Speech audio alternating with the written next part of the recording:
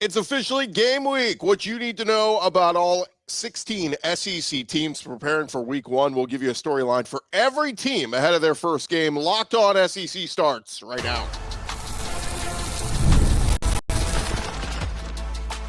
You are Locked On SEC, your daily podcast on the Southeastern Conference. Part of the Locked On Podcast Network, your team every day. Yes, it is finally game week. Welcome into Locked On SEC. It is great to have you guys along. I'm Chris Gordy. Thanks for making Locked On SEC your first listen every day. Shout out to our everydayers. We're free and available wherever you get your podcasts and on YouTube, part of the Locked On Podcast Network, covering your team every day. And today's episode is brought to you by FanDuel. Football season is here. Visit the FanDuel app today. Start planning your future bets now. All right, here's what we got planned for you. We are going to do a quick storyline on each team. We'll go in order of when they kick this week. So we'll start with Mizzou. We'll end with South Carolina. We'll literally go through each game and what we're looking for. A quick storyline on each team and what to watch for, what we're watching for going into this week. So without further ado, let's kick it off as we start over at Missouri as we are talking about the Central Arkansas heading into Mizzou on Thursday night. This is coming up this Thursday night. And the big storyline for Mizzou is Eli Drinkwitz wouldn't commit to a quarterback. He did this whole thing last week where he's like, I'm going to name a starter.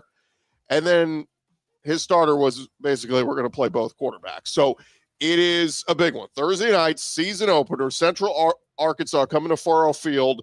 Mizzou has announced they're going to play both Bo Perbula and Sam Horn, both set to get in-game reps. And I'm excited to see both quarterbacks. I'm excited to see how they're going to work with the wide receivers. Marquise Johnson, Kevin Coleman, Josh Manning, Xavier Lloyd, Daniel Blood. Don't forget the freshman, Donovan Olubade. I think that's how you say it. But I'm excited to see all these new pieces for Missouri, what they look like. And, of course, one of the big headliners of the offseason, a guy that I think is going to be a top 5 rusher in the SEC this year, and that is running back Ahmad Hardy, coming over from Louisiana Monroe.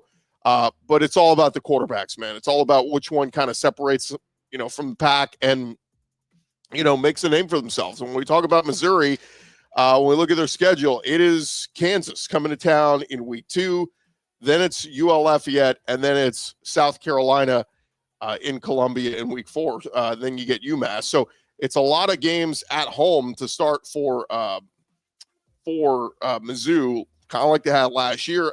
And one of the big things to remember with Mizzou was they were 7-0 last season at home.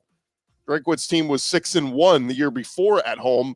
Their only loss coming to the Heisman Trophy winner and Jaden Daniels and LSU. So, look, Drink's got to hold serve at home, but at least he's got a little bit of time here to kind of figure this thing out. But you want to know who is your go-to guy starter heading into the Kansas game next week. So, again, hopefully we get some kind of clarity here. I think it's going to be Bo Perbula, but we'll see. Sam Horn has impressed so much to the point that they still didn't name Perbula the starter. So we'll see on that one. All right, another big storyline. How about over at Baylor Friday night? Auburn taking on Baylor Friday night. The question is, what is Auburn's offense going to look like? But to me, it starts with the offensive line. What is your identity as an offense? Hugh Freeze saying in camp, I think it's more the pocket passing right now that we're a little unsure of. I've always felt like this in fall camp, hopefully harder on the offense than it will be later in games. But when you talk about the O-line for Auburn, I feel good about Connor Lew at center, but the 2 tackles, Xavier Chaplin at left tackle, Mason Murphy at right tackle, both transfers, have to see how they do cohesively as a group, taking on some tougher competition. You got Dylan Wade at left guard, Jeremiah Wright at right guard.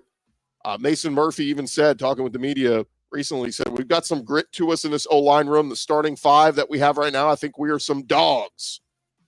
But we got to see it. They got to protect. And give Jackson Arnold some time to throw, because you got pass-catching weapons for days with Eric Singleton and Cam Coleman and all the like. But to me, Auburn, if this is a disaster this year and the offense is not good and they're losing a bunch of games, to me, I'm going to point back and say it's because that offensive line wasn't great. Look, Jackson Arnold's going to take a lot of the blame either way, but it all starts up front. When you go back and watch plays, good or bad, you can see, was the line good in pass protection or were they not? And again, as Hugh Freeze said, pocket passing. You develop that pocket for the quarterback. How quickly do you break down? Are you getting beat? Are they having to keep running backs in to help chip the blockers, to help slow it down? We're going to find out. Big game for Auburn, though, coming up this Friday against a good Baylor team. All right, the big marquee one. We're out of Thursday. We're out of Friday. We are into Saturday. Saturday morning, it is Texas versus Ohio State. And, of course, all eyes on Arch. A lot of people want to see what Arch can do. But much like Auburn, my eyes are going to be on this offensive line. Look, we love the backfield that Texas brings. Trey Wisner, C.J. Baxter, Jarrett Gibson, Christian Clark. I mean, they're back healthy now on the O-line or in the backfield. But neither Arch nor the backfield can be successful unless this new offensive line gels and performs. You got left tackle Trevor Gooseby, left guard Umia Zulu, Cole Hudson at center, DJ Campbell at right guard, Brandon Baker at right tackle. That's what it projects to be. Steve Sarkisian has said it is his biggest concern this offseason. I mean, you lose studs like Kelvin Banks, Jake Majors, Cam Williams. Kyle Flood has been a good O-line coach so far, Texas, but it is on him to make sure this group is ready to go. Sark saying recently, I don't know if you have ever had 10 O-linemen that you feel real great about. If we're at 8 with 2 more and you feel good about it in real games, can they go and function at a high level and play winning football? That's probably my biggest concern. DJ Campbell's Texas's most experienced lineman. He's got 30 starts. Hudson has played in a ton of games as well. Not so many starts, but playing experience. And Sark said the number of pre-snap penalties on both sides of the ball were just too many to mention throughout camp.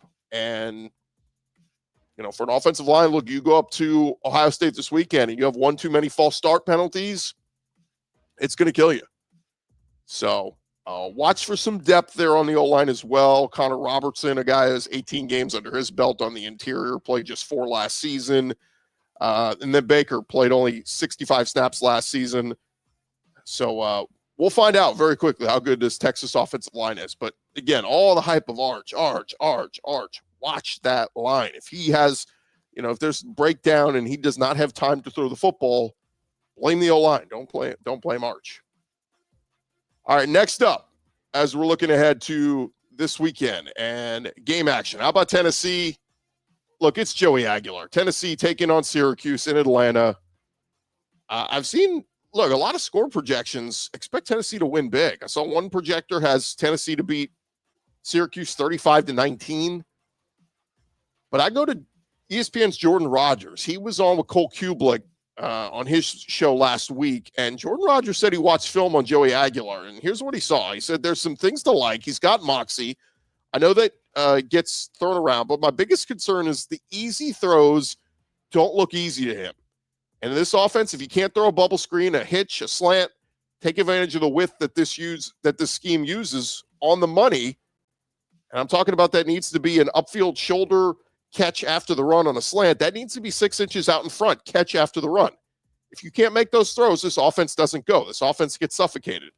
It becomes deep shots or you're stacking the box, and then what do? Now, look, when I first heard this, when I heard the easy throws don't look easy to him, I just started thinking Joe Milton.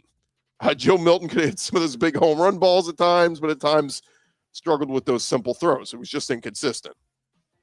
Rodgers went on to say, not saying he's not talented, but the easy throws don't always look easy. They may be completions to a hitch, but it may be a little outside, or he drags the receiver the wrong direction in zone. It's still a completion, but it's not a catch after the run. That's what I'm concerned about. Now, on the flip side, former Vols linebacker Dale Jones, who is a former App State assistant coach, said earlier this summer Aguilar can make all the throws. So he's got a strong arm and said he's a gunslinger.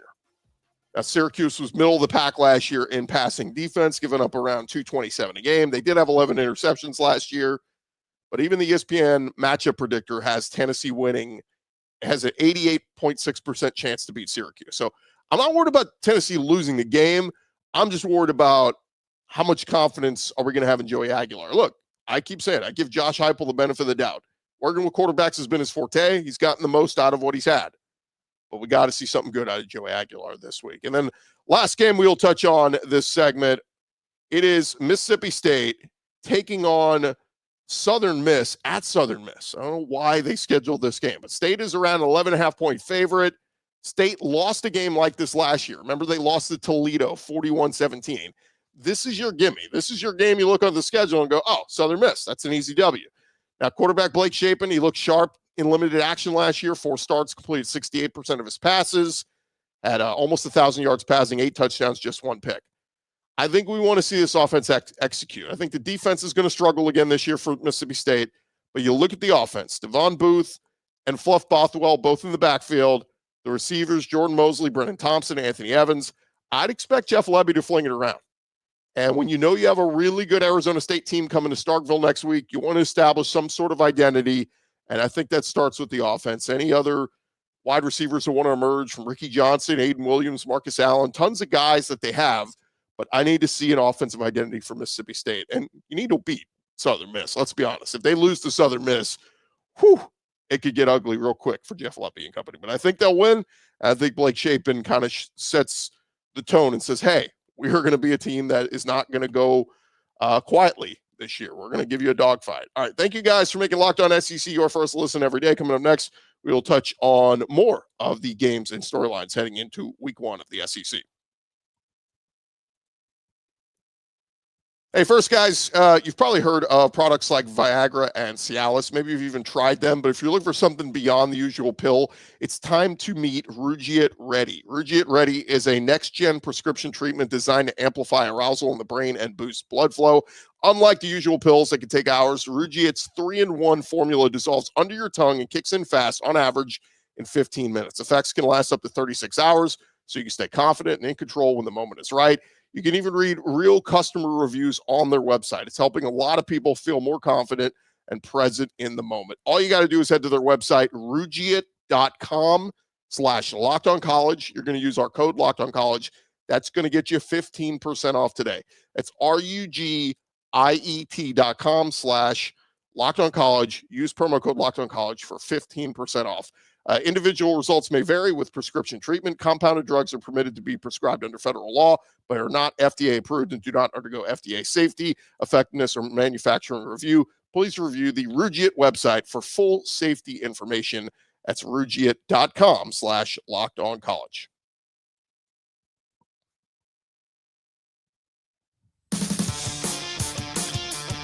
All right, run along here at Locked On SEC, part of the Locked On Podcast Network, covering your team every day. And real quick, before we get back into it, guys, we have an important request. Locked On wants to hear from you. We put together a survey to learn more about our listeners and make your favorite podcast even better. It's your chance to tell us what you like, what you don't, answer questions about our advertising. Go to lockedonpodcast.com/survey to get started. Everyone who completes a survey will be entered for a chance to win one of 10 $100 Amazon gift cards. Again, it's lockedonpodcast.com/survey.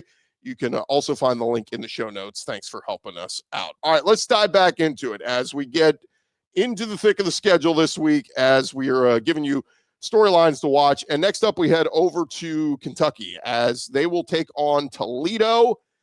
And we can talk all we want about the quarterback and if it's Zach Calzada. Do we see Summer Cutter Boley? Well, what Kentucky fans have been shouting now for years is run the damn ball. And run the damn ball appears to be back. When Kentucky runs the ball for 200 yards per game, the Wildcats win at least 7 games that year. It seems Mark Stoops has built this team to try to do that, trying to bring back that big blue wall. You got Burton and Farmer back at the guards, adding Joshua Braun, Pete, Walschlager. This should be a better offensive line than they had last year. And then in the portal, they added running back Dante Dowdle. He is one of the better short yardage backs in America. You got Seth McGowan, can run the ball, can catch it. And a year after they only had one option, they now have some other options. You got Jason Patterson, who redshirted last year, showed some promise. Jamarian Wilcox as well. I want to see Kentucky run it down Toledo's throats. Yes, we want to see the quarterback play. Want to see the new wide receivers like Kendrick Law, J.J. Hester, Jamari Macklin, and Hardly Gilmore are back. But if they can't run the ball, this season could get ugly very quickly for Kentucky. So I'm looking for Kentucky to run the damn ball. Next up, let's go to Athens, right? Where Kirby Smart, Georgia, they're hosting Marshall. This the game they were supposed to have. There's, they normally do schedule some tough non-conference week 1 games, but you're playing Marshall. And look, to be honest with you, I'm going straight to the run defense. It's all about up front for me when it comes to Georgia. The Bulldogs need to get back to the dominant defensive front we became accustomed to under Kirby Smart. I expect it to be Kristen Miller, Jordan Hall on the interior. Then you're going to have guys like Joseph Jonah, Ajonye, Justin Green at defensive end, Gabe Harris, Elo Madozi at outside backer, a name we've heard a ton about this offseason that they're very excited about. And then you're going to see a rotation of guys like Xavier McLeod and Nasir Johnson. But when you look at Georgia last year, they were middle of the pack last year in rushing yards allowed.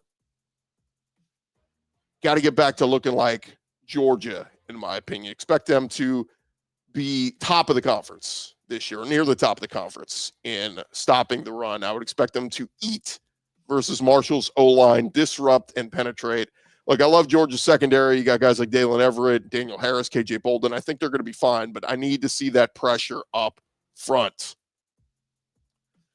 Next up in the SEC, we've got Alabama versus Florida State.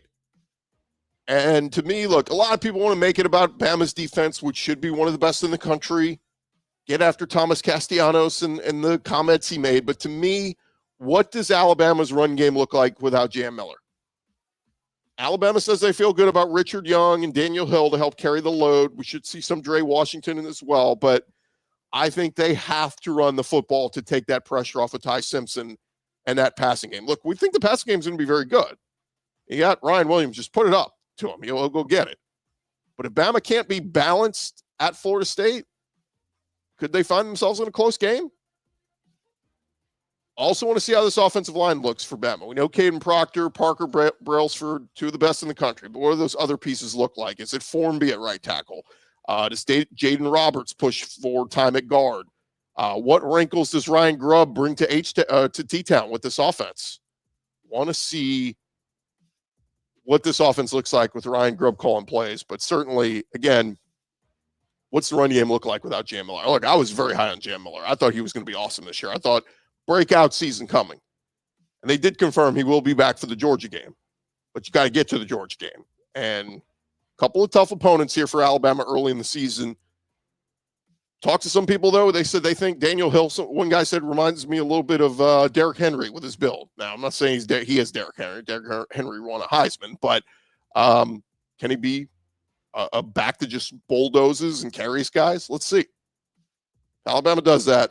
They'll win big at FSU, and we'll be feeling good about them. All right, next up, how about Alabama A&M versus Arkansas? And look, there's nothing wrong with,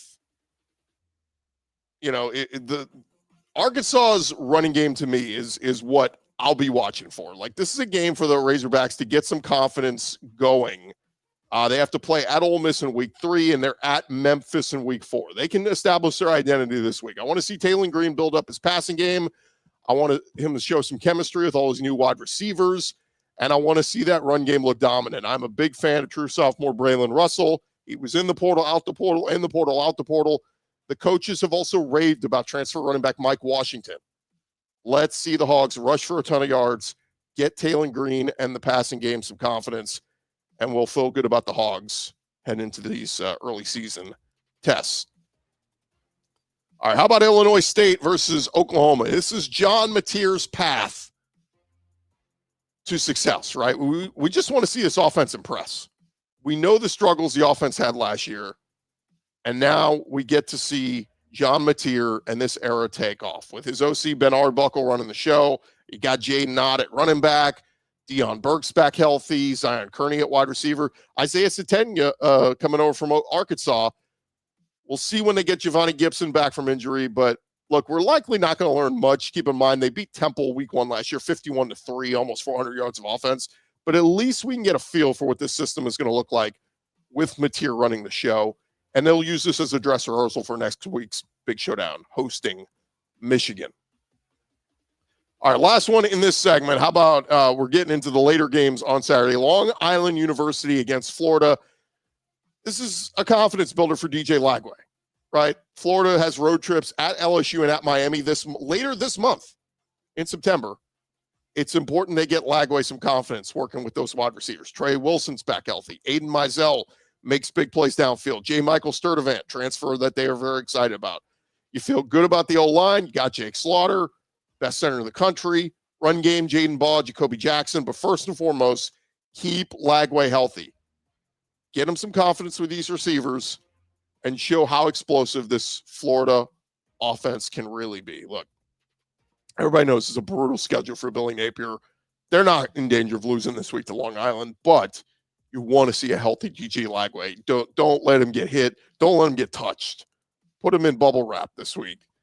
But got to see it, and I think they will. I think we'll see an explosive offense from Lagway and Florida. All right, still more to come here on Locked On SEC, part of the Locked On Podcast Network, covering your team every day. All right, August 26th is coming up, guys. It is officially FanDuel Futures Day. Let me get some water. August 26th is just days away. Officially FanDuel Futures Day, a brand new holiday for football fans who live for bold predictions and preseason hunches. For just 24 hours, FanDuel is giving you deals on NFL season predictions. So whether you're calling your MVP, eyeing a long shot division winner, or you're ready to crown your Super Bowl champ before week one even kicks off, this is your moment. Again, crown your champion if you like the Buffalo Bills to win the Super Bowl, 49ers, whoever your team is. Kansas City Chiefs, I don't know if you're going to get great odds on that, but FanDuel's got it all there for you. And all you got to do is visit the FanDuel app today. You can start planning your future bets now and then come back and check it out, because Futures Day is one day and one day only. That's August 26th.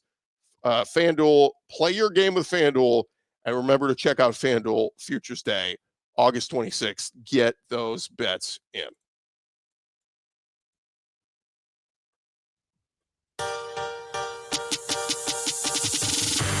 All right, roll along here. Locked On SEC, part of the Locked On Podcast Network, covering your team every day. We only got a handful of games to get into. We've almost run through all of them this weekend. And let's head out to College Station, as it'll be UTSA versus Texas A&M. And look, what could be the most dominant run game in the country. I've been preaching this all offseason. I want to see how Colin Klein spreads the ball around this offense. Backfield is loaded. Amari Daniels, Reuben Owens. How much Lavian Moss do we see? He's still coming back from that brutal injury last season. To me, you don't even need to put the workload on him. You got so many talented backs. And I've been told by multiple people, keep an eye out for number 23, Jamarian Morrow, a freshman running back that they're super excited about as well. Of course, we want to see Marcel Reed and how much he has improved as a passer.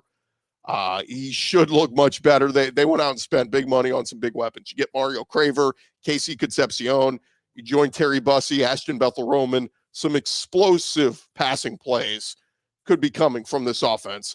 But I want to see A&M run it for 300 yards as a team versus UTSA on Saturday. They were second in the SEC in rushing last year behind Tennessee. Remember last year, they lost to Notre Dame in week one, and then they just ran all over McNeese State and several teams in the coming weeks after that. I want to see that on Saturday. I want to see A&M just shove it down UTSA's throat. How about Charleston Southern versus Vanderbilt? And look, everyone wants to see Diego Pavia 2.0. I get it. He's back at Vandy, of course, with their stud tight end, Eli Stowers. But I want to see the Vandy defense. And can they take another step this year? 8 returning starters on defense, led by Martell Height, Randon Fontenette, Langston Patterson. They should have a field day against Charleston Southern, a team that won just one game a year ago. Expect Clark Lee to unleash the beast of this defense. Let them feed. And look for some new names, too. You got safety C.J. Hurd. You got edge Keanu Coate. D-tackle Aaron Bryant. Vandy has to go to Virginia Tech in week 2. To me, they need to show what this defense is capable of, and I think they will against an overmatched Charleston Southern team. Now we're into the evening, and goodness gracious, no bigger game than Brian Kelly, LSU at Clemson. And to me, you look at Clemson, and I've had several people point this out to me this week saying, Clemson was second to last in the ACC against the run last year. Keep in mind, they also went 0-3 against SEC teams last year. But LSU and Clemson are loaded with talent. But we will know very quickly, if LSU is able to run the ball effectively on Clemson, if Caden Durham is getting the ball and he's gutting them, 5 yards here, 7 yards here, 8 yards there, To me, that might be the recipe for success for LSU. Not having to lean primarily on Garrett Nussmeier in that passing game. If you can be balanced. I would also watch for LSU true freshman running back Harlem Berry. Had a really good fall camp. He's expected to contribute as well, possibly in the passing game more, receiving game rather, and we could see some end arounds. I mean, Xavier Thomas, Jelani Watkins, you got the track speed of Berry and Brown. Again, everybody's going to be harping on the quarterbacks, Klubnik and Nussmeier. To me, I say watch the LSU backfield. That could be the key to LSU finally getting a week 1 win under Brian Kelly. All right, how about Georgia State versus Ole Miss? The question here is, will we see Austin Simmons and, step to the plate? I mean, look, he's not going to be Jackson Dart. You can't make those comparisons, but to me, I have big questions about Ole Miss's defense as well. A lot of new pieces there, particularly in the secondary, but all eyes are going to be on Austin Simmons and the passing game. His new weapons, Deshaun Stripling, Harrison Wallace, of course, Caden Lee is back. I'd expect Lane Kiffin to throw it a ton against Georgia State. Show everybody, show the country what you got in Austin Simmons. Remember, they have to go on the road in week 2 at Kentucky. So this is a nice toe in the water game for the Rebels. Going to be a good one. And then lastly, it's South Carolina on Sunday. They're playing Virginia Tech. Big game for Shane Beamer, but just as big for some of the offensive pieces, including Lenora Sellers. Big game for Lenora Sellers and new offense coordinator Mike Shula to showcase what this offense is going to be. We know Sellers is dynamic with his feet, but you need to start showing what you have in your receivers like Nick Harbor, Jared Brown, Mazio Bennett, tight end, you got Jordan Dingle and Michael Smith. Also want to see who's going to be the other big pass rusher opposite Dylan Stewart. Is it Brian Thomas, Clowney, Jalen Brown? Got some dudes there. Of course, secondary is going to be awesome. Cisse, Kilgore, DQ Smith. But let the Lenore Sellers hype train, Heisman hype train begin. Don't fall flat on your face either against a good Virginia Tech team, who honestly, I think most of the country doesn't know much about. But that would be a monumental letdown for Shane Beamer and company in week 1. I don't think they will. I think they'll put on a show. I think, this is kind of that game that if Lenore Sellers wasn't already a household name, if people didn't know who he was nationally, I think you're going to know after this one, certainly. So last thing to wrap up here, guys, ESPN, they put out their FPI rankings following week 0. And it was kind of interesting because Kansas State lost to Iowa State in Dublin. So some SEC teams kind of got a little bit of a bump. Of course, the top are still the same. Texas is 1. This is FPI, by the way. Georgia 2, Alabama 3, Tennessee was 8, Texas A&M 9, Ole Miss 10, South Carolina 11, LSU 12, Florida 13. But the movement was Oklahoma's 19, Auburn 20, and Mizzou 23.